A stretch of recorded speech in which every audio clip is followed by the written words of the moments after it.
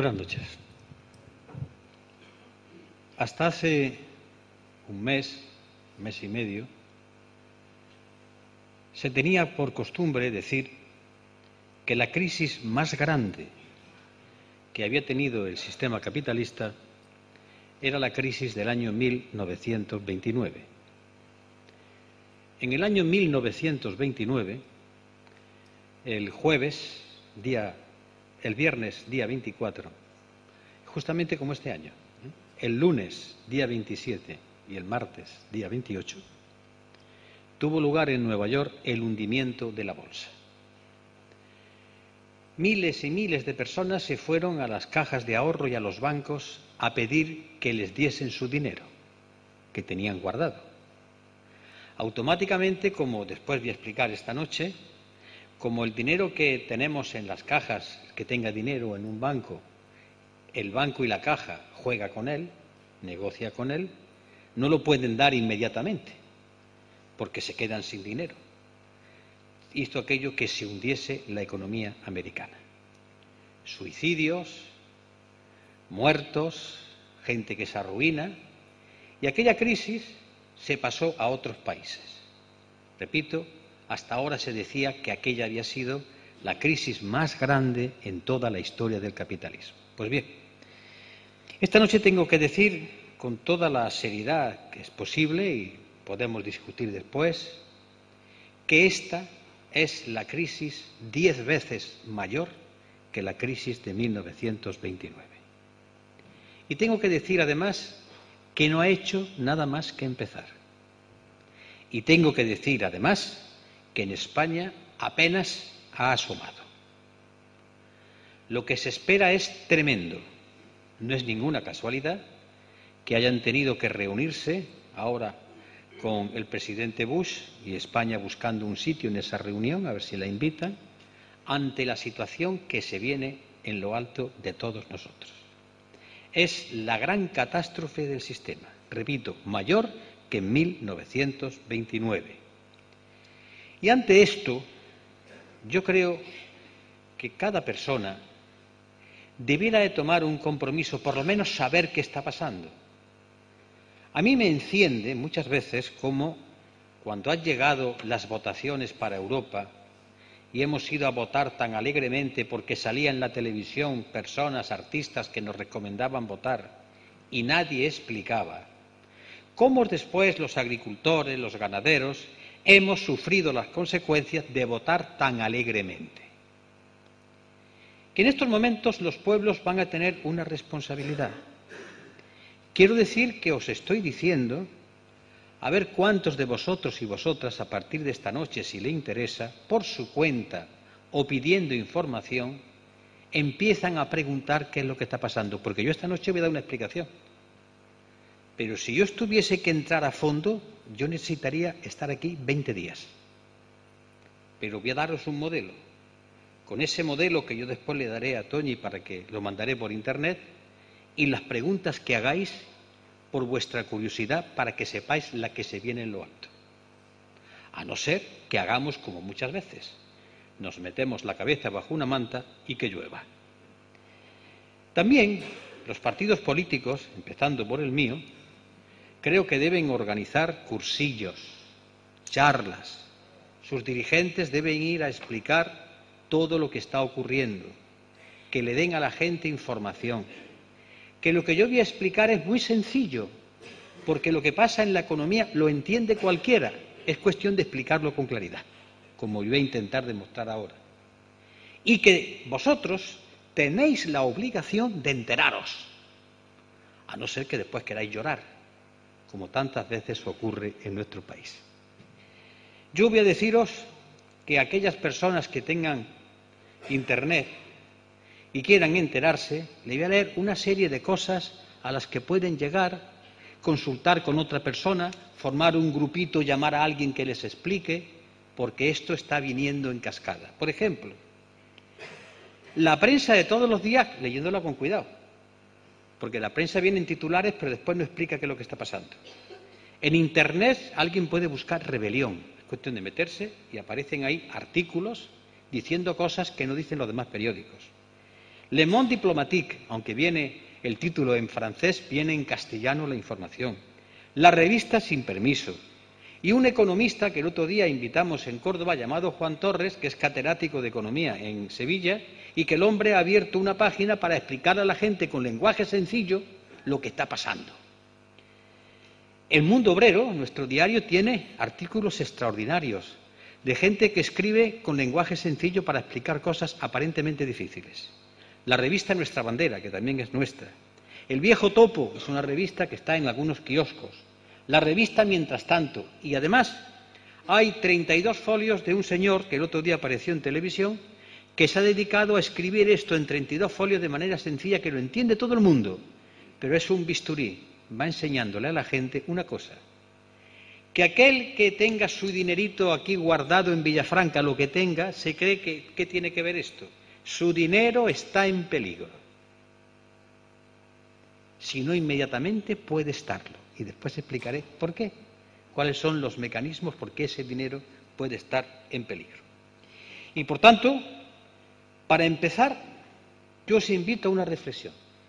¿No os ha extrañado que a pesar de que el gobierno de Estados Unidos, el de Gran Bretaña, el de Francia, el de España, el de Italia, el de Alemania, hayan puesto en la vereda cientos de miles de millones de dólares para tapar el agujero de los bancos, siga bajando la bolsa? ¿Cómo es posible? Pero no estaba arreglado. Claro, si solamente leemos el telediario, los gobiernos han puesto dinero a la banca, ya está resuelto el problema. No está resuelto. Porque si no, no seguiría cayendo la bolsa. La crisis se extiende ya por Asia. ¿Por qué? ¿Por qué? ¿Qué está ocurriendo? Y otra pregunta, que es lo primero que yo voy a explicar aquí. ¿Y el gobierno de dónde saca el dinero?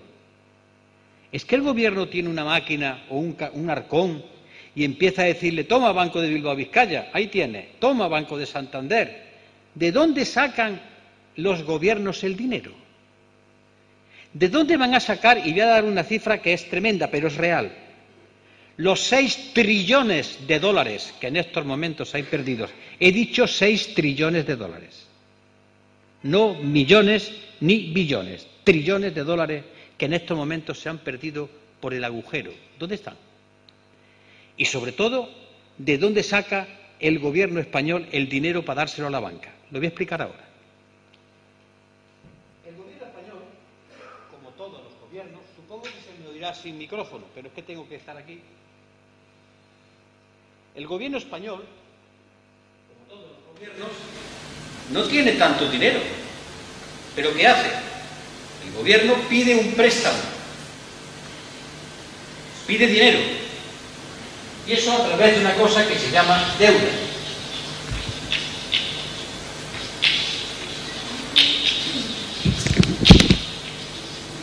Deuda pública.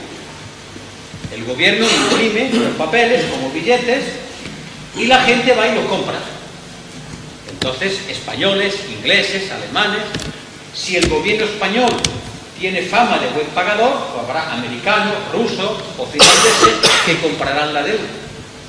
Compran esos títulos y le dan el valor de cada título, según los que compren, al gobierno español.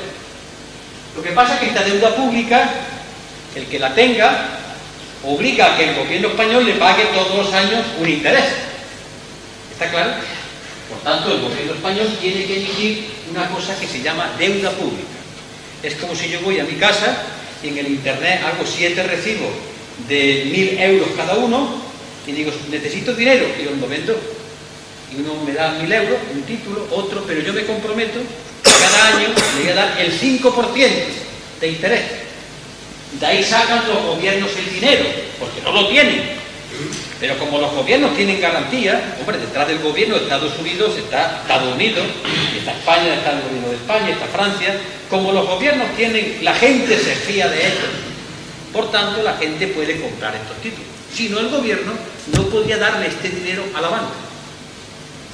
Pero el problema es el siguiente. ¿La gente de dónde va a sacar el dinero para comprar estos títulos? Porque si mañana la gente sale y saca su dinero de la caja de ahorro o del banco para comprar estos títulos, ¿sabéis cuál es el problema? Imaginaros que todos vosotros en Villafranca vais corriendo a la caja de ahorros a sacar vuestro dinero para comprarle al gobierno esto. La caja se echa a temblar, porque no os lo puede devolver. El negocio de la banca funciona porque cuando nosotros metemos nuestro dinero en el banco, él confía en que no lo vamos a sacar al día siguiente. Y los bancos le prestan a las industrias, le prestan a otros bancos, y negocia con ese dinero. Por eso los gobiernos tienen pánico de que la gente mañana se presenta ante la ventanilla, quiero mi dinero. Imaginaros lo que ocurriría en Villafranca si mañana, cuando el director de la caja de ahorros, supongo que es aquí, abra y se encuentre a una cola de gente diciendo mi dinero. Imaginaros eso en España. Claro. Pues si la gente saca dinero para comprar deuda pública, ¿de dónde la saca? De la que tiene guardada en el tesoro, perdón, en los bancos.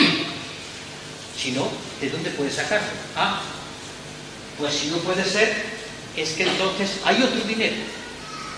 ¿Y dónde está ese otro dinero que el gobierno está dispuesto a vender de deuda pública y perdonarle algunos pecadillos? ¿Cuáles son los pecadillos de ese dinero? Pues empezamos. Dinero negro. El dinero negro.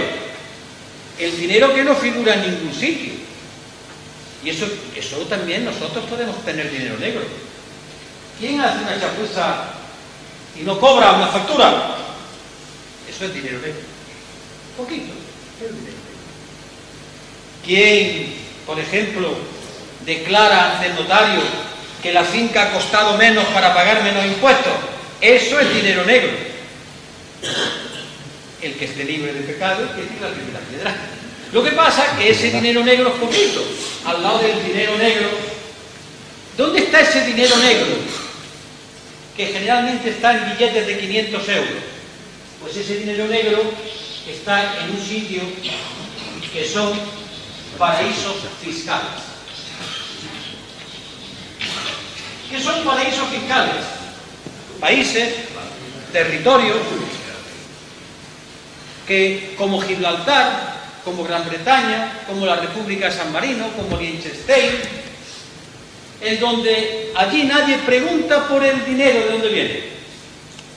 Y los gobiernos no pueden meterle mano. Es decir, mañana un artista, por ejemplo, como Julio Iglesias, ¿por qué pongo ese nombre?, que no paga impuestos en España, que es muy español, para los desfiles, pero no paga impuestos en España, y hoy que hay que ver que el patriotismo es pagar impuestos, lo demás es cachón. Pues resulta que este señor coge su dinero o su negocio y lo pone en paraísos fiscales. Nadie puede entrar ahí. Pero claro, es que los gobiernos europeos permiten que haya sitios donde el dinero esté opaco. Nadie entre. Pero el gobierno español, si no quiere que la gente saque dinero de los bancos para comprarle a él la deuda pública, no va a tener más remedio que darle a él un perdón o ofrecerle mejores condiciones. ¿Hay más agujeros? Sí. Por ejemplo, hay un dinero que viene del narcotráfico. Sí, la droga. La droga. El problema de la droga no es solamente la papelina o que alguien se inyecte. El problema de la droga es que es un negocio tremendo, donde se manejan miles de millones y que es un dinero opaco que no es transparente, que no es transparente. Hay más, sí, de la venta de armas, los traficantes de armas. De ahí, seguro que va a salir el dinero para comprar la deuda pública con la cual los gobiernos se la van a ofrecer a los bancos. Porque si saliera del dinero que tiene la gente tendría que, para comprar la deuda pública, que retirarlo de su sitio. Y eso les tiene un miedo horroroso a los bancos en estos momentos. ¿Que no tienen miedo a los bancos? Vamos a ver. ¿Por qué el otro día tomó el Consejo de Ministros un acuerdo importante? Digo, tranquilos, que si se quiebra la banca hay garantías que hasta 100.000 euros se os devuelve el dinero. Es decir, que si alguien tiene 90.000 euros en la caja, si quiebra la caja, le devuelven los 90.000 euros. Y si hay 2 nombres en la cuenta, pues le dan 90.000. Hasta 100.000, pasando 100.000, no garantizan que se pueda devolver. ¿Por qué creéis que el gobierno ha hecho eso? Porque si yo mañana tengo, por ejemplo, 10.000 euros y veo que la banca va a hundirse, me voy corriendo a la caja de ahorro a sacarlo. ¿Qué es lo que no quiere? Dice, tranquilo, que hasta 100.000 euros estoy yo que garantizo que ese dinero no se pierde. ¿Vais entendiendo por qué? Para evitar que la gente entre miedo, porque el pánico y el miedo es lo que la bolsa y los negocios no soportan, porque están montados sobre un terreno no seguro. El dinero que vosotros metéis en los bancos, el banco legalmente con él trapichea, porque eso tiene ganancia, y no puede entregarlo a todos los días, todo lo que hay guardado. Esto está claro hasta aquí, ¿no? Yo tengo una pizarra, pero también un trapo. ¿Ah? Esto se ha visto claro, ¿no? Pues digamos.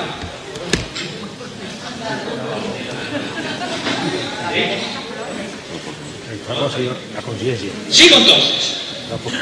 Hemos visto ya cuál es el problema que pueden tener los gobiernos para darle dinero a los bancos, para tapar el agujero. Pero solamente esa es la crisis, que los bancos han sido unos impresentables que desde mi punto de vista tenían que estar en la cárcel. ¿O hay un problema más grande?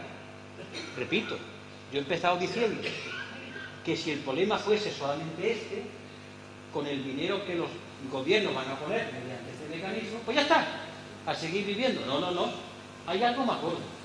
Es decir, este trapicheo que yo acabo de explicar de la deuda pública es solamente una parte muy pequeñita de un problema muchísimo mayor.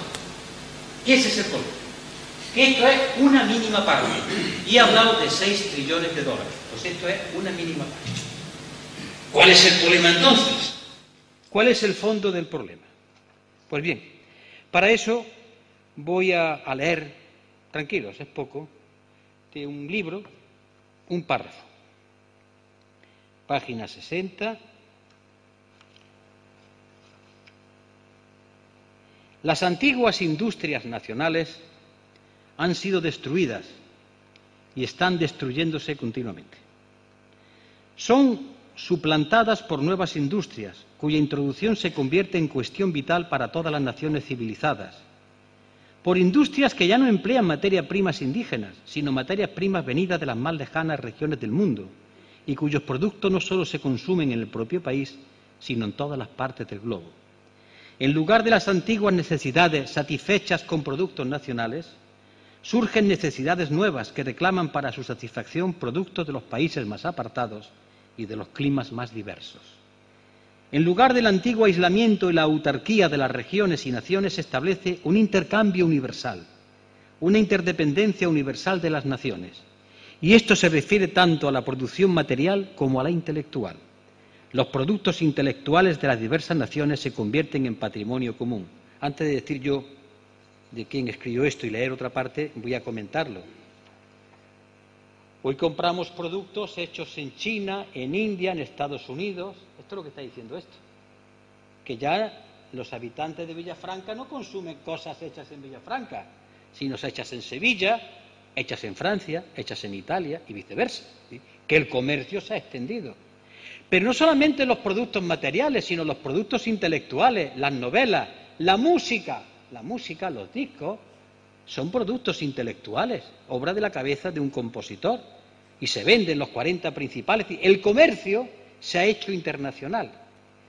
Pero después, quien escribiera esto sigue diciendo, y esta parte sí es importante,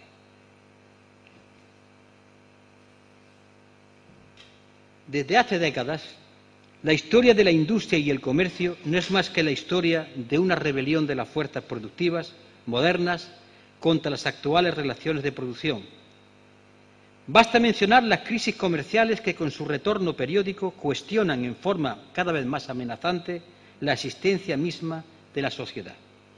Durante cada crisis comercial se destruye sistemáticamente no solo una parte considerable de los productos elaborados, sino incluso de las mismas fuerzas productivas ya creadas. Durante la crisis, una epidemia social que en cualquier época anterior hubiera parecido absurda, se extiende sobre la sociedad. Y atención a esto, la epidemia de la superproducción.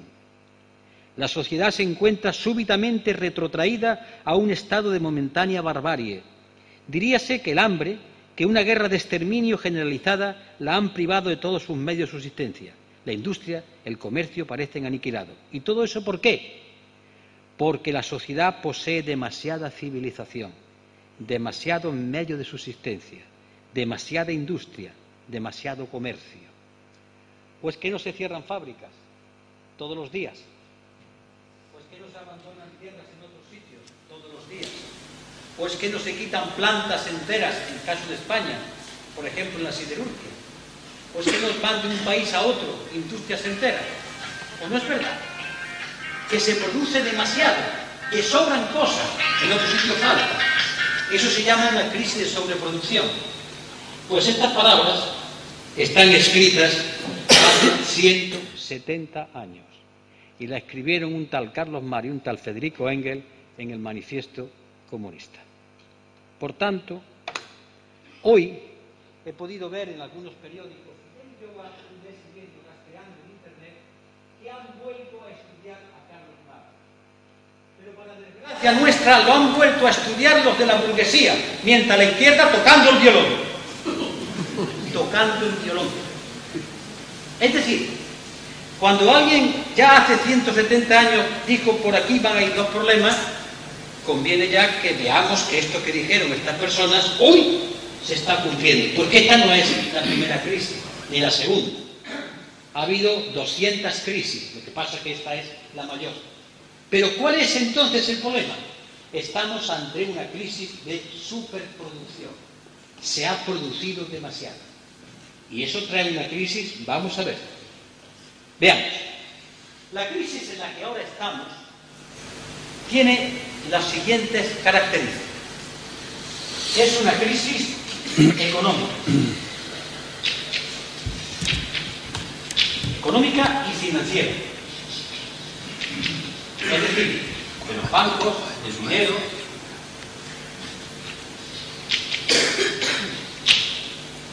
Pero si fuese solamente esto es gravísimo. Hay más. Hay una crisis energética. ¿Qué pasó con el petróleo?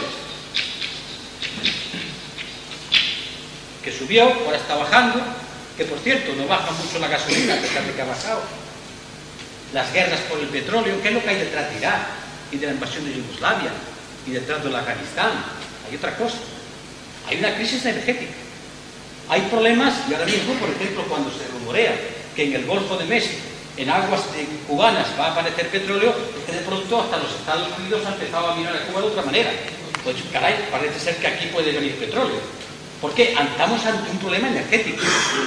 ¿Y por qué? Porque somos 6.300 millones y hay ya otras zonas del mundo que tienen tanto derecho como nosotros a tener una lavadora, a tener un frigorífico. Y eso consume energía y alimentan de alimentos. Pero hay otra tercera crisis que se llama alimentaria, palabra que no viene en el diccionario, debiera venir alimenticia, pero como estamos ante un fenómeno nuevo, seguramente cualquier día la recogerá el diccionario. Crisis alimentaria. ¿Cómo es posible que produciendo tanto, que hasta hace poco tiempo en las cámaras de la Unión Europea sobraba leche y sobraba mantequilla, ahora han tenido que decir que nos falta? Cuando hay tanta gente que está comiendo, mal comiendo. Hay 1.000 millones, la sexta parte de la humanidad, que comen mal, por no decir que no comen. ¿Cómo es posible que haya una crisis alimentaria? Y la subida de los precios de los alimentos. ¿Qué es lo que está pasando? ¿Por qué? Después voy a explicar por qué. Pero hay una crisis. Pero hay más crisis. Hay una crisis geopolítica.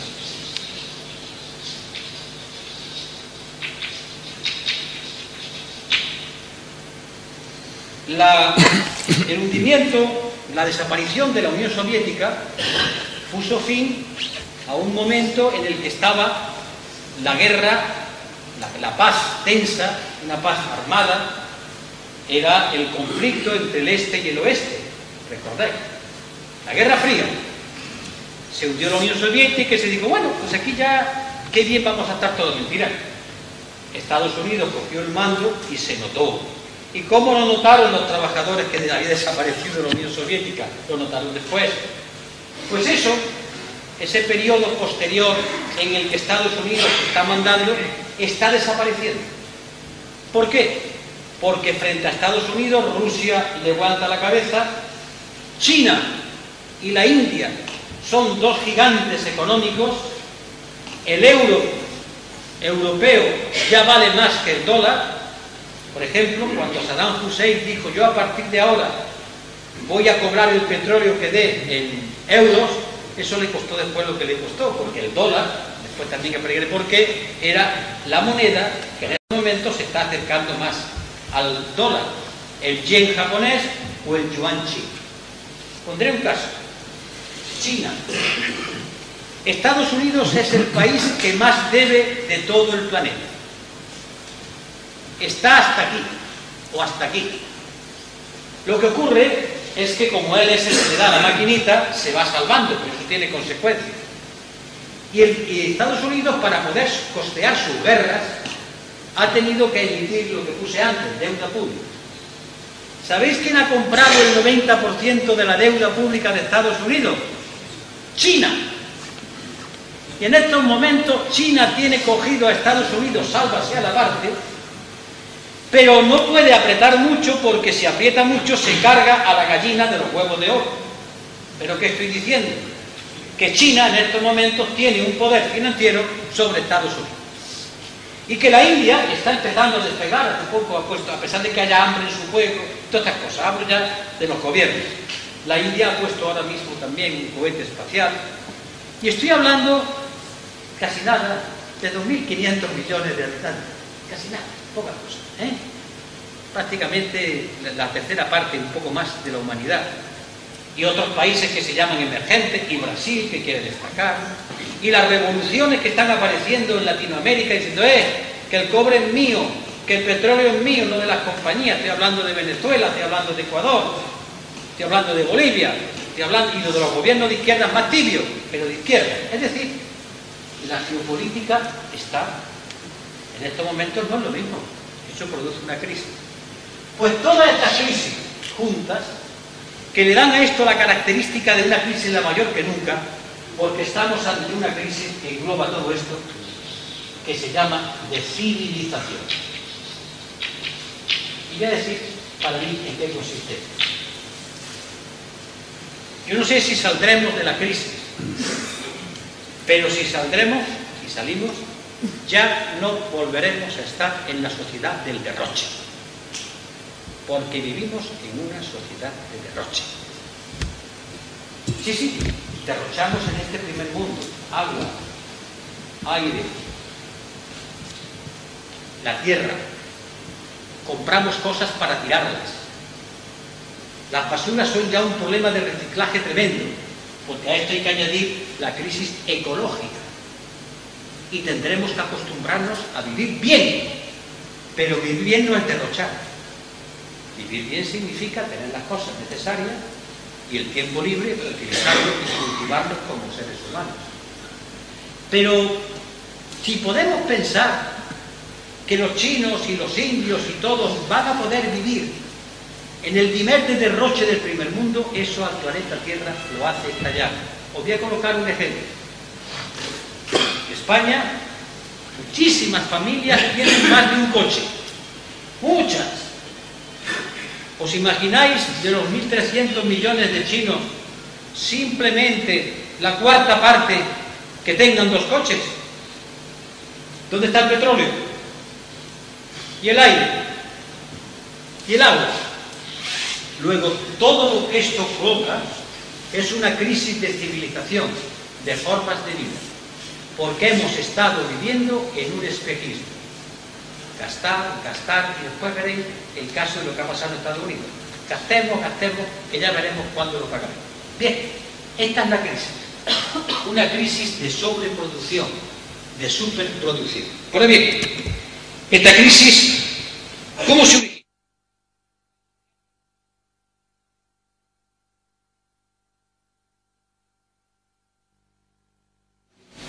El capital tiende a concentrarse.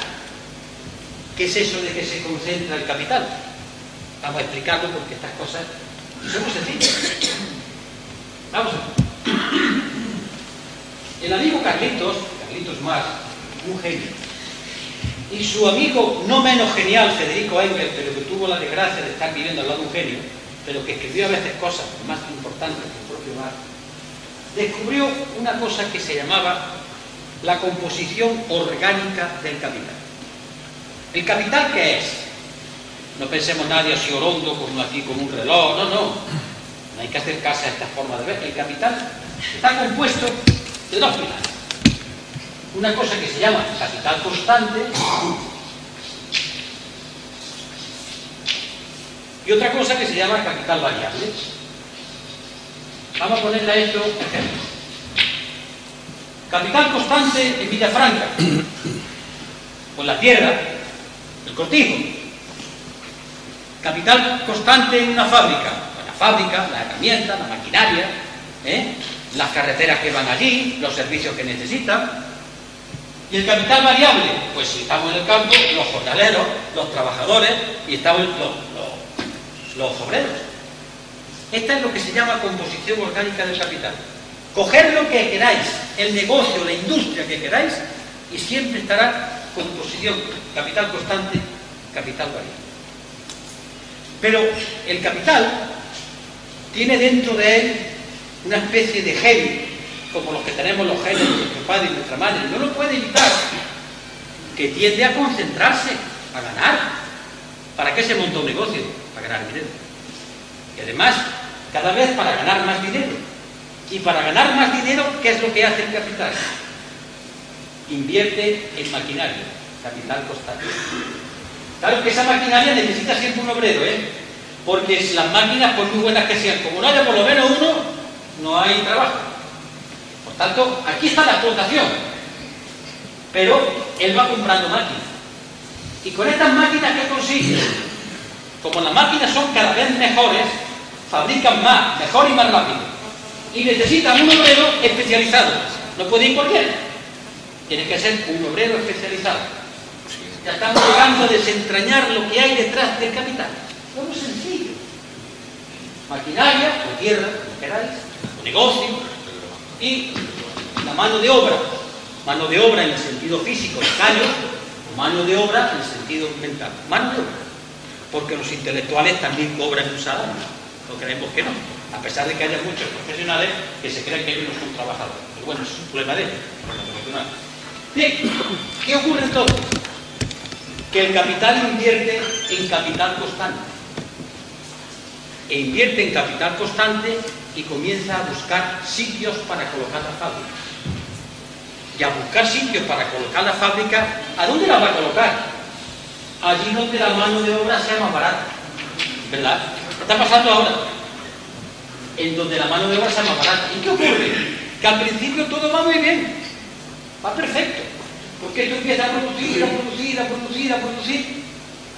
Pero llega un momento en que ellos han invertido en sitios como China, como en la India, donde los salarios están más bajos y producen ya cosas como si fueran churros. Y llega un momento que los productos no encuentran salida. Hay una crisis de sobreproducción. Ya no pueden producir más. Lo que decía Carlos Marx, se han producido demasiadas cosas. Estas crisis, y he dicho por lo menos 200 en el sistema capitalista, de las cuales se ha ido saliendo, menos en esta, que es mucho más grave porque ya ocurre en todo el mundo. Pero aquí está mi tema. Siguiente fase. Acabo de decir, concentración del capital. Un dato. En el año 90, las grandes empresas de Estados Unidos se calculaban que había 1.200. Hoy las grandes empresas se han reducido a 300. ¿Dónde están? Se han fundido. Pero no estáis viendo cuando leéis la prensa, se ve el telediario, que están hablando de unificar las cajas de ahorro. ¿No lo habéis oído? Que quieren que las cajas de ahorro se fundan, que los bancos se fundan. ¿Por qué? Porque es una ley del capital y necesita fusionarse. Es decir, juntar el dinero de todos para poner más dinero en esto. montarán mejores plantas, con más maquinaria, más ordenadores, necesitarán siempre el capital variable, pero gente especializada. ¿Está claro? Porque aquí está la extracción de plusvalía. Por tanto, estamos siguiendo el mecanismo que es del IVA. Segundo lugar, eso produce, cuando se produce tanto que ya la gente no compra, desempleo masivo. Desempleo masivo absoluto, es decir, la gente se queda en paro, o se quedan en paro de una manera enmascarada. ¿Qué es el paro enmascarado?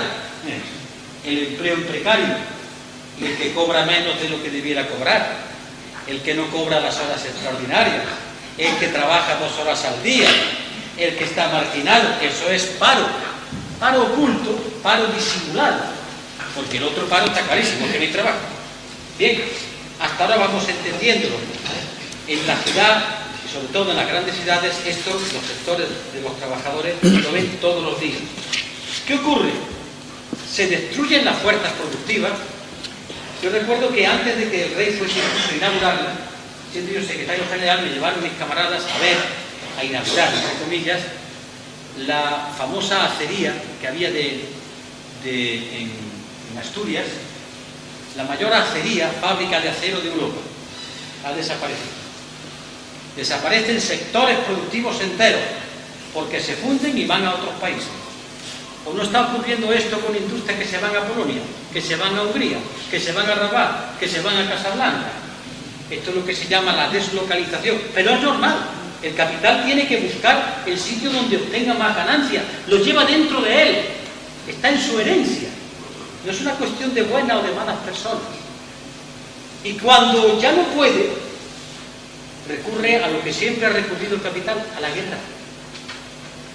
Cuando veáis una película que es, la reponen, Los 55 días en Pekín, creo que es, donde están soldados americanos, ingleses, franceses y españoles. La primera guerra de esta fue cuando las potencias occidentales obligaron a la India, a la China, a que sus habitantes fumasen opio. Sí, las potencias cristianísimas obligaron a China a que fumasen opio porque era el negocio sobre el que se montaba la economía occidental. Por eso, cuando la crisis económica de sobreproducción llega, utilizan la guerra. ¿Por qué invadieron Irak? Por el petróleo y por ponerle en lo alto a Irán. ¿Por qué invadieron Yugoslavia? Aparte porque Yugoslavia no quería entrar en la OTAN, se negaba a privatizar las minas de zinc de Plovdiv. Y es el lugar, Yugoslavia, por el que pasan los gasoductos que vienen desde el Cáucaso y más allá. Es decir, recurren a la guerra. Esto es el origen de todas las guerras, las crisis de sobreproducción. Pero, a partir de ahí, entre los propios países capitalistas e imperialistas, hay una guerra. Yo he puesto aquí la nota. Cuando el presidente Bush va a Bethel, donde se está construyendo nada menos que el famoso Boeing, le dice a los obreros de la fábrica: tenéis que construir más y mejor, porque ahí tenéis a los franceses que están construyendo mejor y más barato el Airbus. Y los trabajadores, como tantas veces por desgracia, caen en la trampa. ¿Dónde van esos? Cuando deben saber que los trabajadores, sus hermanos son los trabajadores de otro sitio. Claro, yo es que no creo en banderas, ni tampoco en la española. Ninguna. Yo, queremos ser un bicho raro. Yo considero que mi hermano es el trabajador en otro sitio. El señorito de mi tierra no es mi hermano, como si hablase chino o ruso. Pero es una cuestión de quizás de deformación ideológica. ¿Qué vamos a hacer? Yo fui así. Y claro, ¿qué ocurre? Cuando resulta que ya no hay fábricas, que se van cerrando, que no sé qué hacer con el dinero, porque el dinero que yo he sacado del narcotráfico, el dinero negro, ¿qué hago? No puedo montar más fábricas. Pues invento la manera de que ese dinero me genere más dinero. Invento el chiringuito de la hipoteca y de poner fondos de inversión cuando van a jubilar a algunos. Tengo que buscarle salida a ese dinero que me sobra. Vamos entendiendo ya por qué se origina eso. Y después veremos cómo se coloca. Muy bien. Estas son las crisis de sobreproducción en la cual estamos, con unas características que la hacen las más graves, las que he puesto aquí, y porque el mecanismo del sistema, el capitalista, siempre va trabajando con el capital constante y con el capital variable. Pero sigamos acercándonos a lo que va ocurriendo aquí. ¿Esta crisis es nueva? No. ¿Cómo salieron de la del año 1929? Porque salieron. También es verdad que era menos grave que esta. Pues hubo un economista que hoy es el patrón de la izquierda moderada, muy moderada. Lo que pasa es que cuando este señor llamado Keynes, John Maynard Keynes, fue un economista capitalista, pero el hombre tuvo un poquito de sentido común. Porque dijo, a ver, no quieran ustedes ganarlo todo, le dijo al capitalista.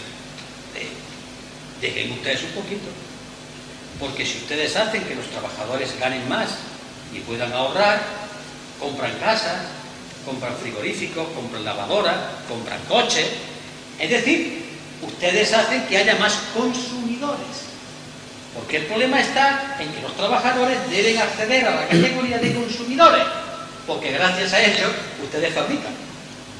Ahora, ¿y esto cómo se hace? Y digo, miren, ustedes tienen que sacrificarse un poquito. Para empezar, suban ustedes los sueldos. Después, paguen ustedes impuestos. Y esos impuestos que ustedes pagan, yo, Estado, los voy a distribuir. Voy a hacer una buena enseñanza, o pasable, voy a hacer una buena sanidad.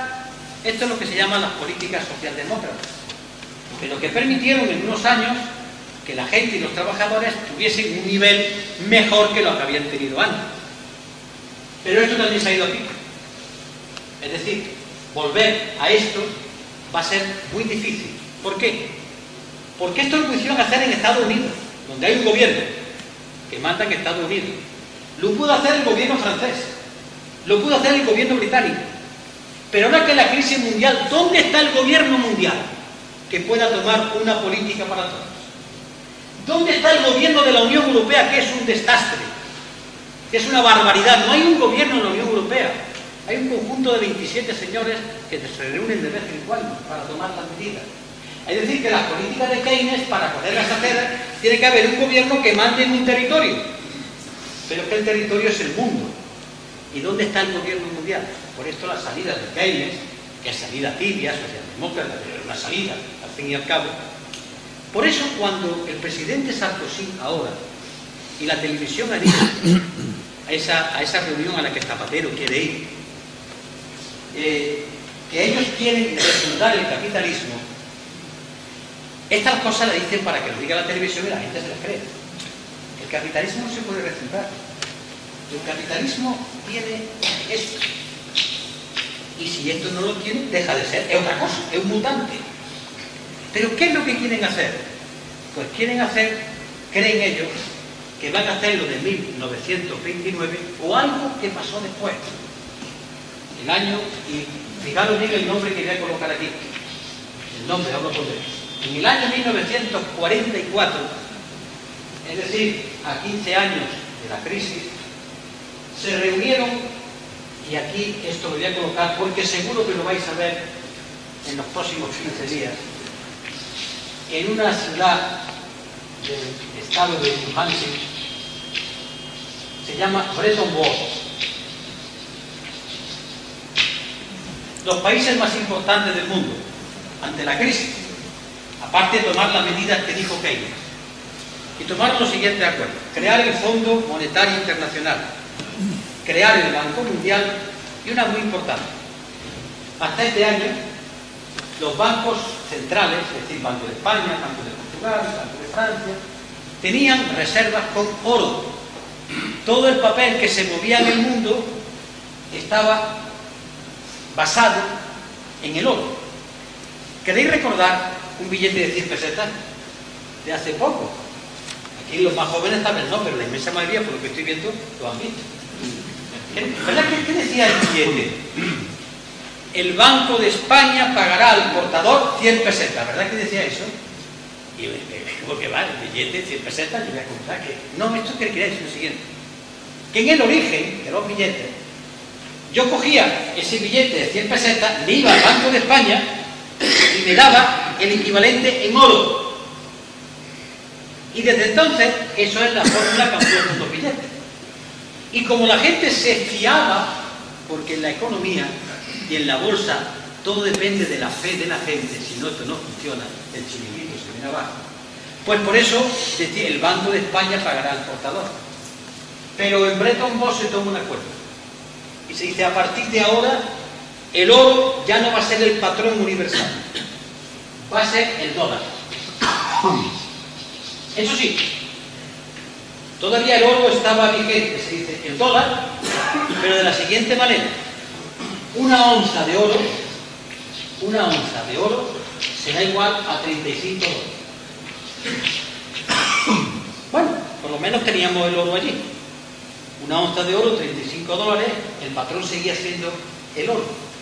Pero en el año 1971, un tal Richard Nixon, presidente de Estados Unidos, mediante un decreto orgánico, o sea, de sus órganos, porque no salió de ningún sitio, acordó que el patrón sería el dólar. Ni oro ni puñeta, el dólar. ¿Y esto qué significa? Que si mi moneda, el dólar, es la moneda universal de todo el mundo para que unos compren y vendan el petróleo, todo, como yo no tengo que responder en dólar y yo soy el que hace la maquinita, la moneda, y tengo entonces una cosa que se llama derecho de señoreaje, que es el dinero que reciben los que hacían las monedas. Pues resulta que yo, cuando no tenga dinero, les doy a la maquinita. Y a partir de ahí, si los precios suben, se los expulso a otros países. Por eso Sarkozy y los demás no se atreven a decir lo que están pensando. Lo que quieren es llegar a otros acuerdos parecidos a los de Bretton Woods, donde el dólar ya no sea el que mande en el cotarro. ¿Por qué? Porque enfrente está el euro, está el yen japonés y está sobre todo el yuan chino. Pero esto no significa que refunden al capitalismo, porque el capitalismo es irrefundable, sino intentar unas medidas para salir parcheando otros 30 o 40 años. Bien, dicho esto, yo sé que esto es muy denso, pero hijas de mi vida, esto es así. Y quiero decir que es fácil, esto es fácil, lo que pasa es que después hay que coger todo. Como hacía el movimiento obrero, sindicalistas, sin estudiar no hay nada que hacer. Sino preguntárselo a los dirigentes de la UGT y de la CNT antiguo, que iban a los centros a estudiar, porque por aquí se le va a ganar al otro, aparte de movilizarse. Pero lo que iba diciendo, ¿cómo han intentado resolver estos problemas hasta ahora? La crisis de sobreproducción actual no es de ahora. Viene arrastrando desde mediados de los años 70. Lo que pasa es que se ha ido acumulando. Pues ha habido 3 operaciones, para no adentrarme en ellas, en el caso que se me pregunte. La más importante es la globalización. ¿Cómo salvamos esto? Muy fácil. A la China. Hay que abrir mercado en otros países, vender. Y entonces meten en el chiringuito a países como Brasil, como México, como China, como India. Es la globalización. Cuando el mercado europeo se me acaba, tengo que llevar yo las industrias más fuera, a otros países, hasta que resulta que le han dado la vuelta al globo. Ya no pueden ir a Marte, ni a la Luna, ya el planeta se acaba. Y entonces la crisis de sobreproducción se hace mundial. Y estamos en esa situación. Por ejemplo, ¿cómo se llega al problema que viene en la prensa? Todo lo que yo he dicho hasta ahora no ha sido ni más ni menos para explicar la siguiente idea: que la crisis de los bancos es una parte muy pequeña de una crisis mayor, la que posterior. Por eso estamos como estamos. Pero ¿cómo se llega al tema de la hipoteca? Atención ahora, porque aquí viene el timo de la estampita de muchas personas que invierten dinero allí porque me han asegurado que me van a dar el tanto por ciento, los fondos de inversión, los fondos de pensiones, el timo de la estampita. Y ahora vamos a ver cómo funciona. En Estados Unidos, voy a seguir los pasos que he escrito previamente para que no me salte ninguno, porque la memoria puede flaquear. En el año 2001 dice, explota la burbuja Internet. ¿Qué es la burbuja Internet? En los años 90 aparece el Internet, recordadlo. Y el Internet son fábricas que hacen aparatos, cosas de comunicación, y el capital entró a invertir. Invertir como ahora, en el ladrillo. Si la burbuja del ladrillo es ¿Habéis visto el disparate tan horrendo en este país? Construyendo en lugares que no hay agua. ¿Por qué no lo sabéis? Urbanizaciones enteras montadas en el tema del ladrillo para crear puestos de trabajo, que es la excusa en la que se monta mucha gente para engañar a los demás, y los demás se dejan engañar. Campos de golf que se llevan el agua de la tierra. Venga aquí chalet y chalet, pero ¿quién va a vivir en ellos? Ahora, ¿quién va a vivir en ellos? Igual, esto es una burbuja, una inversión alocada, disparatada, sin sentido, pero es tirar para adelante como sea, camino del precipicio. Pues bien, en Internet la burbuja llegó a estallar en el 2001. La Reserva Federal de Estados Unidos, el Banco de Estados Unidos, cuando se encontró que había problemas de paro, hizo una medida que bajó los tipos de interés. Todos los días oí esto. ¿Qué es bajar los tipos de interés? Pues el Banco de Estados Unidos dice, mañana los bancos van a prestarse dinero a uno a otro a más bajo interés. Los bancos a continuación se lo prestan a la gente a menos interés. Y la gente saca crédito. Es fácil. Si me bajan los tipos de interés, yo voy a sacar crédito.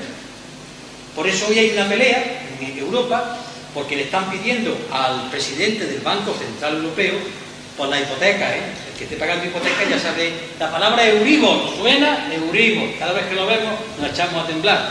Si los intereses bajan, pues automáticamente la gente saca hipoteca, pide préstamos, invierte y parece ser que la economía en principio va a funcionar. Pues bien, entonces en Estados Unidos bajaron el interés del 6% al 1%. Lo que tengáis una hipoteca, ahora mismo está en el, no sé si cerca del 5%, imaginaros si os bajase la hipoteca al 1%. Respiraríais. Bien, claro, esto tiene un problema después, de sacar tanto crédito, pero al principio, hombre, ya tengo el dinero fácil. Pero fue la medida que tomó la Reserva Federal, el sistema de Reserva Federal americano, para que la gente pudiera salir de la crisis. Pero ¿qué ocurre? Que en Estados Unidos también hubo su burbuja inmobiliaria. ¿Y qué hizo la gente? Comprar vivienda. Y comprar, y comprar. Pero solamente comprar vivienda nueva. Con lo cual, las fábricas de ladrillo, las fábricas de cemento, los transportistas, los albañiles, los electricistas, los pegallesos, todos están viviendo desde eso. Hay mucha gente que vive de eso. Aquellos, sino los pisos usados, empezaron un estirón arriba tremendo, como en España. ¿Gracias a qué? Gracias a la burbuja inmobiliaria que hubo entonces en Estados Unidos y a los préstamos baratos. De tal manera que en 10 años el precio de las viviendas se multiplicó por 4. Calcular aquí una vivienda en Villafranca, para que sea el precio, a los 10 años multiplicarlo por 4 es una locura. Cosas parecidas he visto en el Córdoba, pero bueno, digamos que los locos eran los de Estados Unidos, cuando aquí también, aquí digo en España y en Córdoba, muchos locos en esta gente. Bueno, ¿qué ocurrió? Durante años los intereses fueron muy bajos y esto era el mejor de los mundos. España es el país de los negocios. ¿Quién dijo eso? Carlos Urchaga, que yo lo escuché en el Congreso de Diputados. Señorías, este es el país de los negocios. Carlos Urchaga, ministro de Hacienda del gobierno español de Felipe González. España es el país para poder invertir. Venga, a derrochar dinero, estos jaujas. Ya tenemos la jauja por donde viene. Pero los bancos que ganaban dinero deseaban tener más. Pero el problema de los bancos era, ¿y a quién le presto? Estaban buscando con un candil como Diógenes a dónde encuentran a quién le puedo prestar, porque resulta que la industria está mal. ¿A quién le presto? Y entonces se encuentran con una pobre persona a la cual le prestan dinero. Y este tipo de personas son personas a las cuales los bancos le ofrecen unas hipotecas arriesgadas. Y esto es lo que se llama los créditos ninja. Hay unas palabras en inglés que no comento. A personas que no tienen trabajo, no tienen bienes y no tienen otro ingreso económico. Y le dicen, muchachos, te voy a dar una hipoteca. ¿Cuánto vale tu casa? La que quieres comprar. Vamos a poner cantidad de barquitas, ¿no? 1.000 euros. Bueno, pues tranquilo porque te voy a dar un préstamo por 2.000 euros. ¿Es que el banco es tan generoso que va a dar 2.000 euros porque es así? No. El banco hace sus cálculos y dice, hombre, como va el mercado de la vivienda, dentro de un año no son 2.000 euros, eso vale 4.000, con lo cual yo me gano 2.000. O sea y el pobre comprador, que encima le va a comprar la casa por 1.000 euros, tiene 1.000 euros para irse de un viaje con su familia, para comprarse el coche, y firma la hipoteca. Firma la hipoteca por un valor superior a su casa. Bueno, pero el problema de la hipoteca hay que pagarla. Y yo acabo de decir que estos son personas que no tienen ingresos. Pero entre el préstamo de 1.000 euros de más, una chapucilla, el tema inmobiliario, trabajaba, iban soportando el préstamo. Hasta que los bancos llega un momento en que ya han agotado, ya no encuentran más personas que venderles esto. Ellos quieren tener más dinero. Pues ¿qué hacen con esto? Pues cogen la hipoteca del señor de un ninja. ¿Y qué hacen? Pues se la venden a otro banco. Y otro banco le compra la deuda que tenía otro señor con este banco. Y este banco a otro banco. Y crean fondos de inversión. Y entonces, cualquiera de vosotros que tiene un dinero en la caja de ahorros aquí, sin saberlo, a lo mejor su dinero está invertido en una hipoteca en el estado de Illinois o en Nueva York. Sin saberlo. ¿Por qué? Porque vais al director de la caja por aquí y dice, no, yo lo que sé es que hay unos fondos que la caja ha invertido, Caja Sur ha invertido, yo qué sé, el hombre que va a saber. Es el dinero vuestro que ha ido a comprar esto, con lo cual se ha contaminado a todo el mundo de estas hipotecas. Todas tienen. ¿Y cómo las venden? Mediante unos sistemas, como se llama tranche, que compran, por ejemplo, grupos de 10 hipotecas.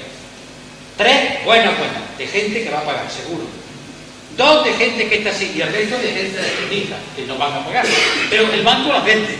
Y el banco que las vende se la da a otro banco. ¿Y qué va haciendo la bola? Creciendo, creciendo, creciendo, y contaminando a todo el mundo, hasta Vilafranca. Hasta Vilafranca. ¿Por qué? Porque uno a lo mejor ha metido en un fondo de pensiones. He metido en un fondo de pensiones que me van a pagar cuando me jubile, y él paga todos los meses. ¿A dónde va el dinero del fondo de pensiones? Yo qué sé, a mí me ha garantizado que se va a pagar. Vale. Pero claro, el banco cuando hace un fondo de pensiones no te lo guarda en una caja fuerte. El banco juega con ese dinero y compra, pues esto, que a veces ni el banco sabe que lo está comprando. Son operaciones que se hacen por ordenador en un mundo globalizado. Pero como veis, hasta ahora todo va bien, mientras el pobre ninja pague. Y cuando el ninja no paga, ¿qué hace el edificio? Esto es lo que está pasando. Esto es lo que se llama los créditos basura, pero como la televisión lo pone en inglés, subprime o subprime, que es lo que se dice en inglés, yo no sé. Estas son los créditos basura, montados sobre la explotación de una persona que no tiene apenas ingresos, que ha caído en la trampa, y el banco le ha cobrado un interés mucho más elevado que a las que solamente son primes, es decir, las buenas, las subprimes son las malas. Esto es lo que está pasando. La banca española, pero ¿quién dice que la banca española no ha comprado esto? No presumimos de que nuestra banca está a nivel internacional relacionándose con todo el mundo. ¿Quién le garantiza que no ha comprado productos tóxicos, que se llaman? Esto que está aquí. Pues claro que ha comprado. Y si no ha comprado, ¿por qué ha ido el gobierno Zapatero tan rápido a poner dinero? Con el mecanismo que dije al principio. ¿Por qué? Porque hay algo ahí. Bueno, pero en España, aparte de esto, es verdad que ha habido una medida buena. Y hay que decirlo también. El Banco de España ha tenido ojo avisor. Hay economistas que sabían esto.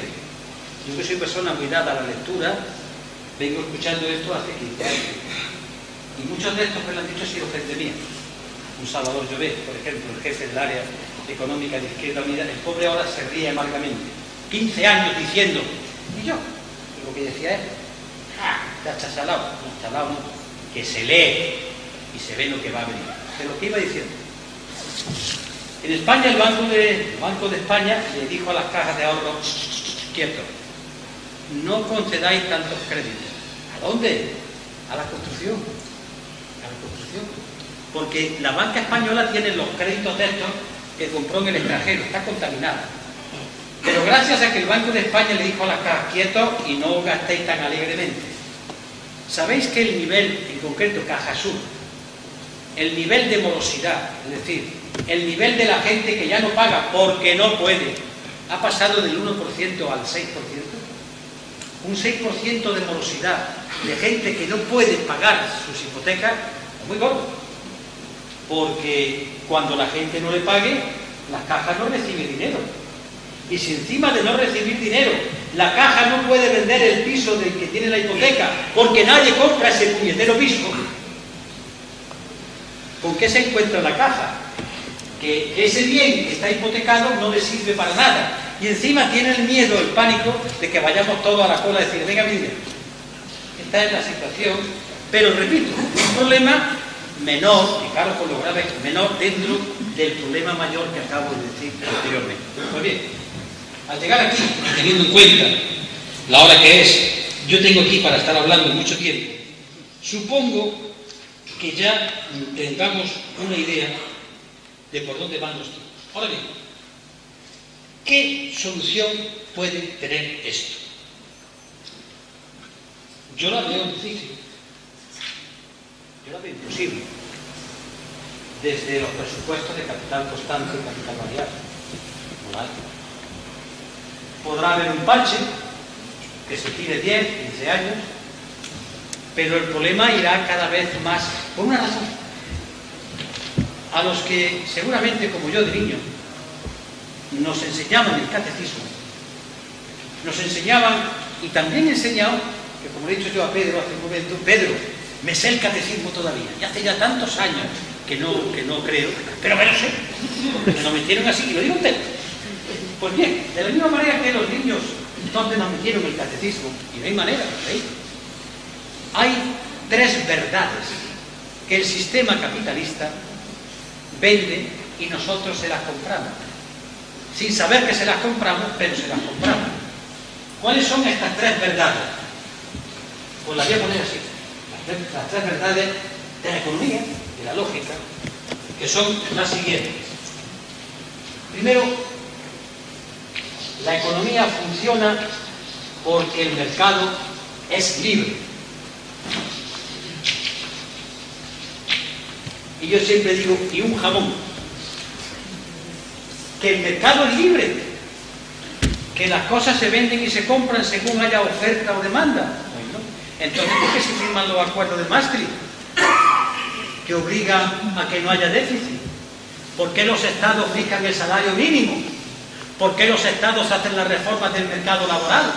¿Por qué los estados combaten las llamadas rigideces y dicen que hay que flexibilizar el mercado? ¿Quién ha dicho que el mercado es libre? Y si el mercado es libre, ¿por qué los gobiernos están metiendo dinero en la banca? ¿Dónde está la libertad del mercado? Pero el mercado no es libre, en absoluto. El mercado siempre está intervenido por los gobiernos. Lo que pasa es que suele estar intervenido a favor de los poderosos. Pero a ver quién dice ahora, hay que tener mucho valor para decir en una televisión, ¿a quién lo dice? Está aquí, por ejemplo. Cuando yo estaba en las campañas decía usted, yo soy intervencionista en la economía. Que sí, que el Estado tiene que intervenir y decirle, por aquí va la economía, punto. Eso se llama intervenir. Además está en la Constitución. Lo que pasa es que la Constitución es como la rubilla que tengo yo en la cocina, no sirve para nada, absolutamente para nada. Pues el problema es esto, la libertad de mercado, que no existe. Que no existe. Porque cuando entramos en Europa, hay estos europeístas de salón, con los ojos puestos en blanco, hablando de Europa. Hay libertad de mercancías, libertad de capitales, pero no hay libertad de trabajadores. ¿Somos libres? No, el mercado no es libre. Por tanto, esta primera falacia es el primer mandamiento que nosotros nos creemos. El segundo, para mí es más grave.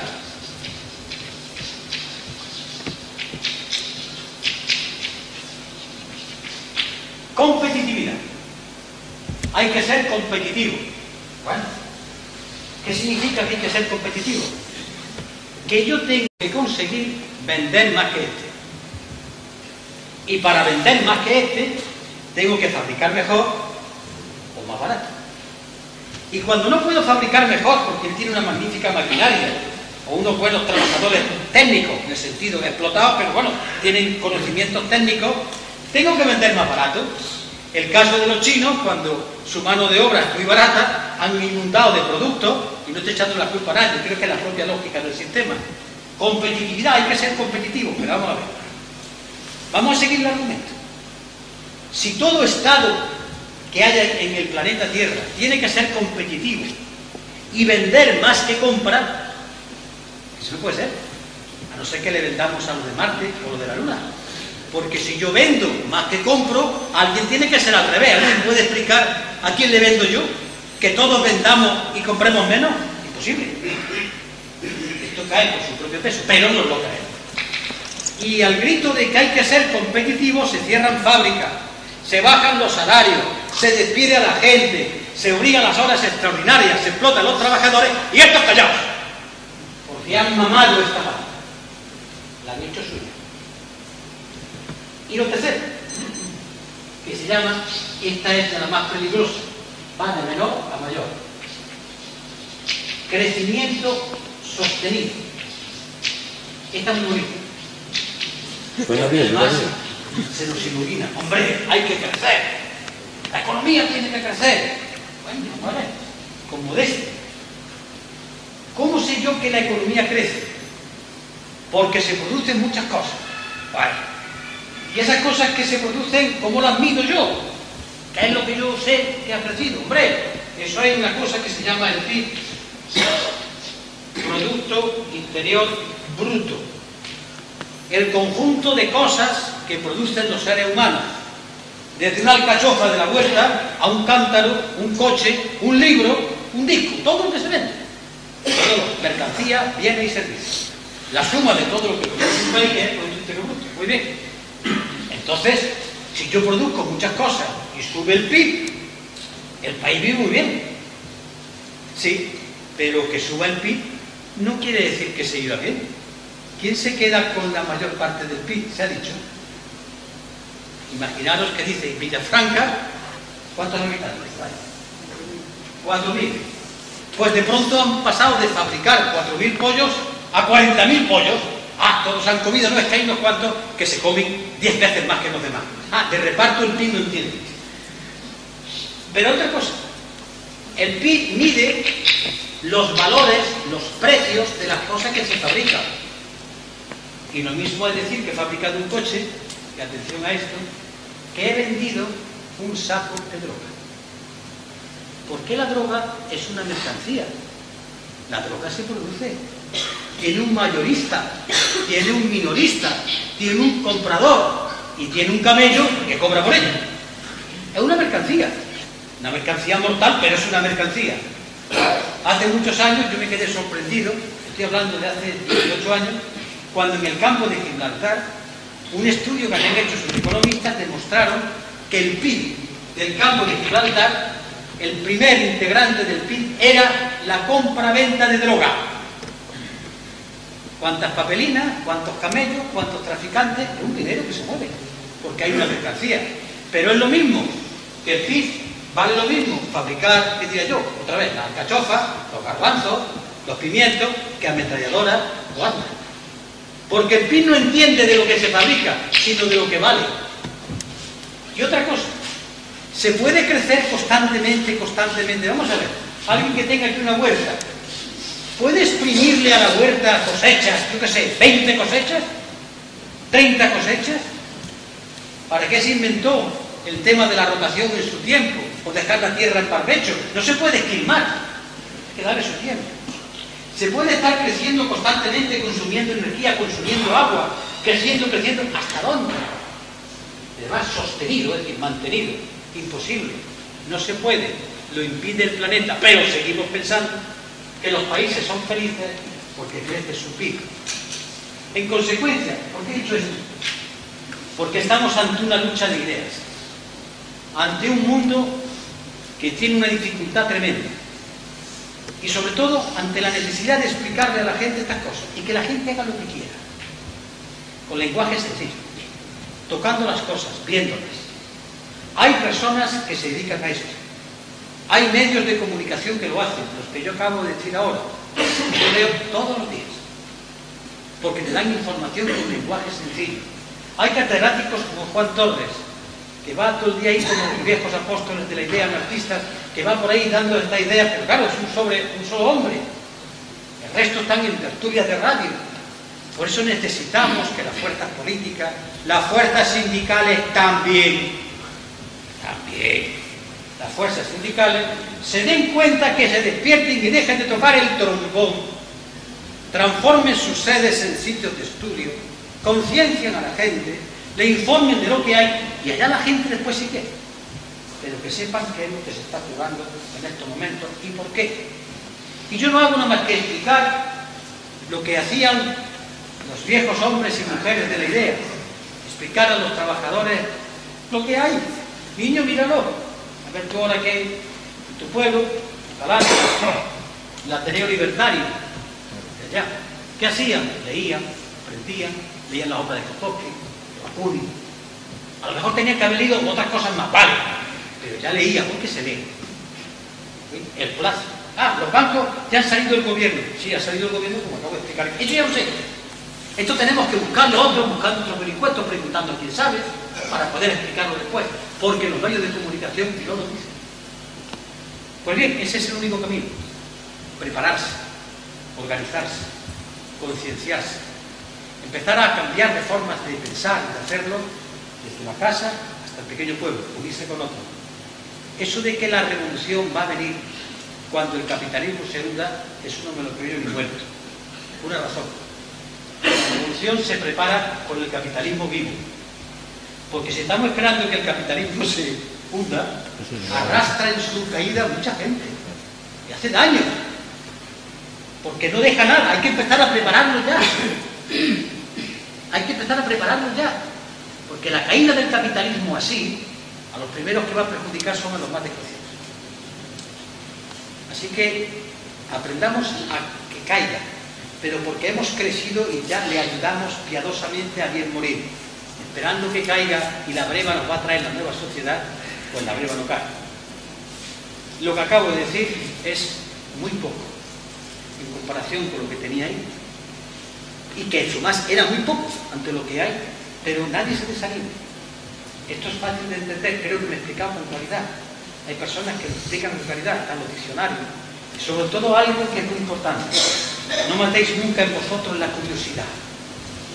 Preguntar siempre por saber. Queréis saber. Saber. Saber no es estudiar a la universidad. Saber es interesarse por lo que hay. Ese es el principio del cambio. Sobre todo en un momento, repito, que estamos ante la crisis mayor que ha tenido el sistema capitalista. Ahora estoy a vuestra disposición, pero como ha dicho Tony, yo ruego que las preguntas sean concretas. Si sé, contesto, si no sé, digo, pues no lo sé, no pasa nada.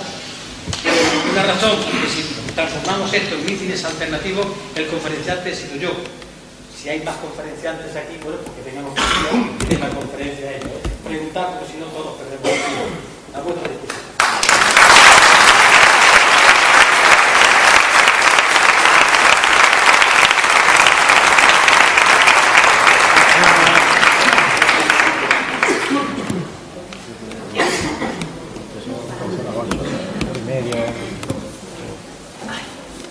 Julio, tendría tantas cosas que preguntarte, pero la verdad es que no quiero aburrir a nadie y tenemos tiempo disponible. Pero sí quisiera preguntarte sobre las manifestaciones que se vienen haciendo en los medios de comunicación y las que hacen determinados partidos políticos. Por ejemplo, el PSOE ha dicho que esta crisis actual va a traer la muerte del neoconservadurismo. Yo la verdad es que creo que lo que ha dicho el PSOE no será más que a palabras retóricas. Por eso que me quisiera que aclararas tú qué hay de verdad en esas palabras y qué hay de retórica.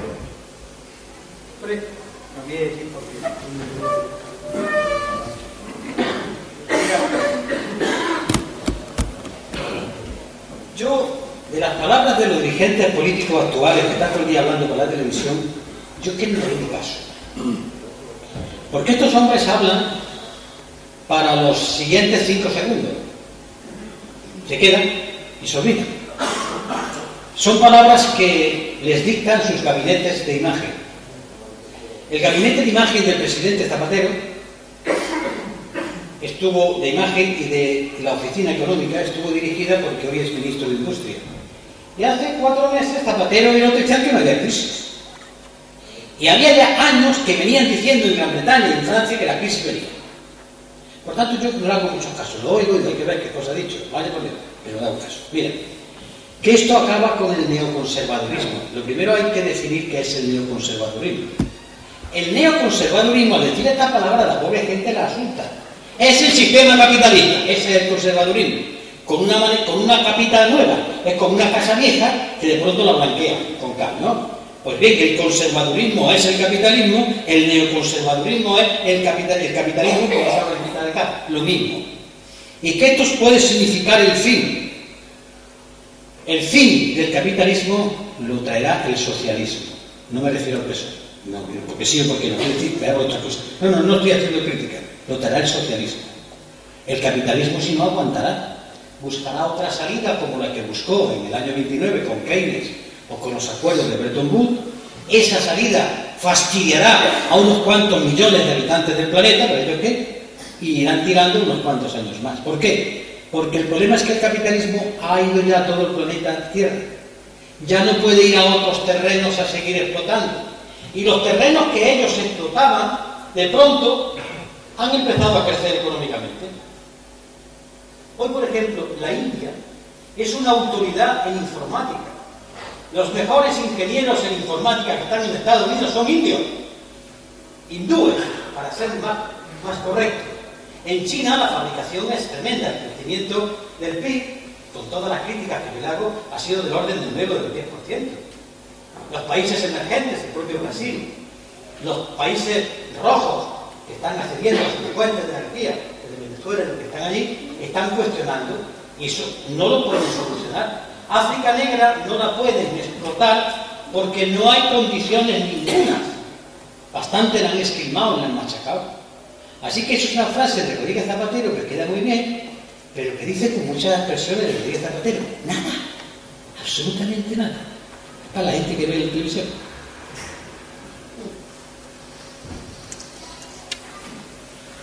Juan, es que he levantado la mano. No me había visto yo sí. Tú haces un análisis de cuáles son las causas de la crisis, pero no lanzas propuestas de trabajo ni apuntas tampoco por dónde va a ir la solución. Sobre todo no hay propuestas de qué vamos a hacer, aparte de la información individual o de la explicación individual que cada uno hagamos a los compañeros, a los vecinos, de cuál es la situación, qué es lo que vamos a hacer. Cuando cobre la nómina, ¿la saco del banco o no la saco? Yo te voy a decir lo que te dice. Pero aparte de eso, como organización, ¿qué trabajo es el que nos planteamos? ¿Qué propuestas sindicales vamos a hacer en nuestros sindicatos? ¿Qué trabajo vamos a hacer en nuestras organizaciones políticas? ¿Por dónde vamos a ir? ¿Proponemos la nacionalización de la banca? ¿Proponemos otro tipo de cosas? ¿Está viendo que los 100.000 millones va a venir el dinero negro de la droga y de no sé qué a salvar a la banca? Ese tipo de cosas. Yo voy a dar otra charla sobre eso, pero no he querido. Ahora voy a entrar porque tú me has obligado. No he querido. Porque si yo diría que yo lo que quiero es suscitar en la gente la inquietud. Porque aunque yo presente aquí un magnífico plan, si el resto de la gente pasa, no me sirve para nada. Es mi experiencia de muchos años. Yo me he desgañitado, he recorrido España explicando muchas asambleas, que está siendo el que más me ha movido más que nadie. Explicando. Yo he propuesto en nombre de Izquierda Unida la creación de un banco público, con el Instituto de Crédito Oficial, con la Caja Postal y con la Corporación Argentaria, propuesta de Izquierda Unida. Por aquí entró y por ahí salió, para empezar, a muchos de los dirigentes de Izquierda Unida, que no quisieron enfrentarse a los medios de comunicación. Y hablar duro, pero claro. Así que al resto de la gente no le llegó.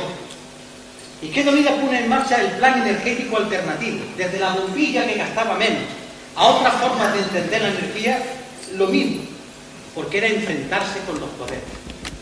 Y aquí hay que enfrentarse con los poderes. Y los sindicatos tienen que ser de izquierda, de verdad, que no lo son.